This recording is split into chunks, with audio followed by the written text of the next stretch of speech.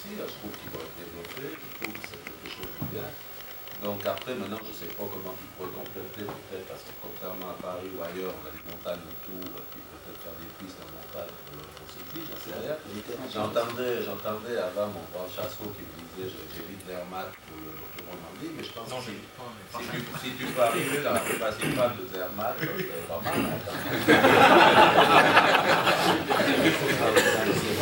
On est en discussion avec Zermatt. C'est le monde à pouvoir le faire, et puis je pense... Pas chaque année. Non, mais si tu arrives déjà à le faire une fois, ça serait déjà ça.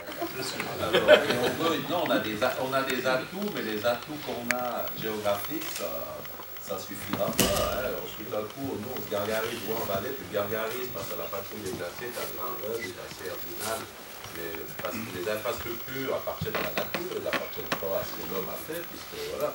Donc, à certains moments, il faut qu'on complète les infrastructures naturelles par le domaine naturel par des infrastructures qui restent à la pointe. Et puis où finit par raison? C'est toute une affaire d'homme.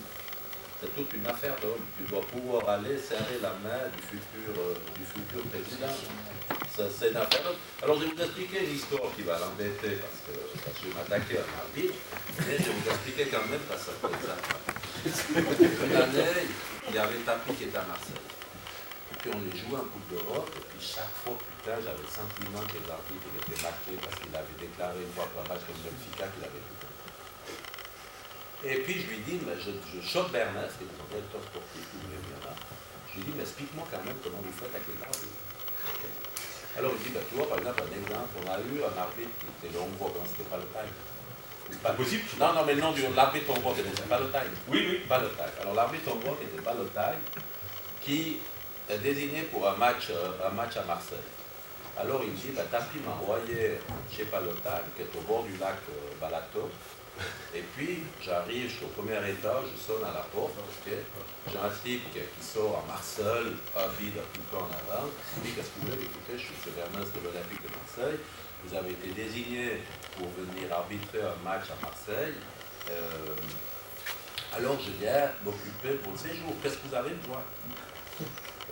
Bon, il avait quand même 50 000 $ dans la poche. Il dit, il n'y a pas le temps, il me dit, rentrez, on va aller à la cuisine. Donc il arrive à la cuisine, il y a plein de bouteilles de vodka sur la table. Le type un peu déprimé, il commence à parler, il dit, tu vois, finalement, pendant que je fais de l'arbitrage, ma femme, elle est partie avec le voisin en dessous, ok.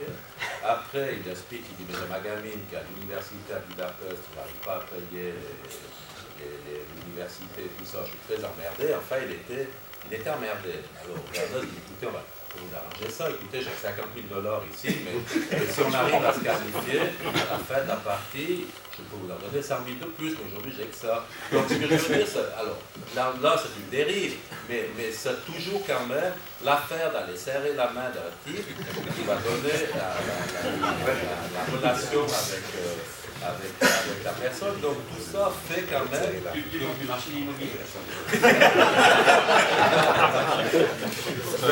Mais alors social, je fais extra pour parce que lui, les arbitres sont toujours purs.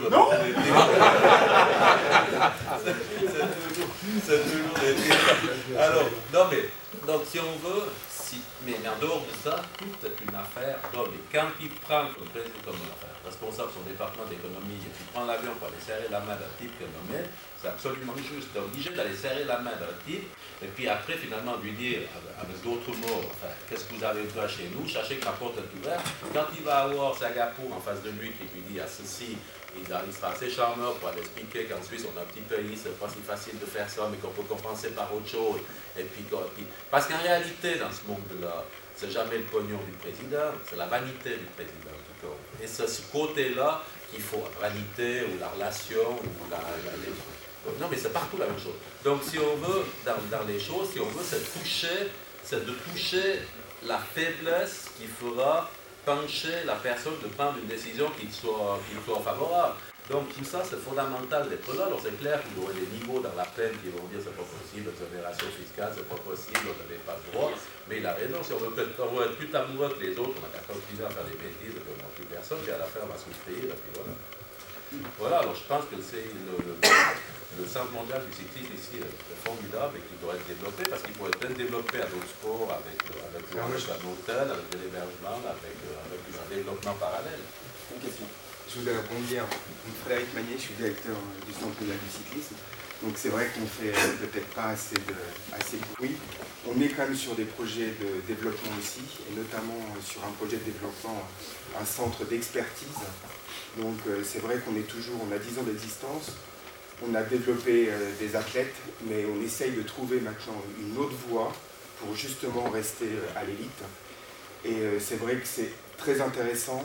On a une chance inouïe d'être ici dans le canton de Vaud. Je pense que le Conseil d'État nous aide énormément. Et c'est vrai qu'on se développe, on essaye de rester à la pointe. Et grâce à tous les partenaires qui sont ici, j'espère qu'on va faire encore plus de bruit. Et Monsieur Constantin, je vous invite, je pense que c'est l'une des premières fois à visiter, voir nos activités, nos actions. J'ai visité en construction. Est-ce que vous avez visité nos athlètes Est-ce que vous avez eu l'occasion de voir nos athlètes, les programmes de formation? Qu'est-ce que vous faites dans le médical? Comment? Qu'est-ce que vous faites dans le médical? Justement, c'est le projet 2016-2020. On est sur un centre d'expertise, réhabilitation, récupération des athlètes. Donc c'est Training Education Center, je suis désolé. Parce qu'aujourd'hui, ça va être médical. Quand vous arrivez à faire croire à un type qui a 40 ans, quand il ressort tout ça à 25. Ouais, ce qu'on essaye de donner à nos athlètes, en fait, c'est une approche scientifique de la performance. Et ça, c'est extrêmement important. Donc on est sur un projet d'extension, comme vous le voyez, on a la piste de BMX. Le terrain qui était côté nord, on l'appelle côté nord.